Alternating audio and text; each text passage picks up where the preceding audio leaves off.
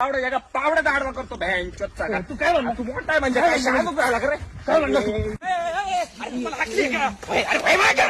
भाई मागं. तू सोड रे तू. भाई मागं. काय मागं? जायला. अरे तुम्ही एवढं तरी बरं आहे, एका आईच्या पोटचे आहे तुम्ही दोघं बी. सख्खे भाऊ आहे ना तुम्ही. अरे लहानपणी तुम्ही एकामेकाला घास तोडून विसरत नव्हते आणि उलच्या केवढ्या भांडाच्या एवढ्या एवढ्या तुकड्यावरून भांडणं करते. मारी द्या का एकामेकाला? मारी द्या.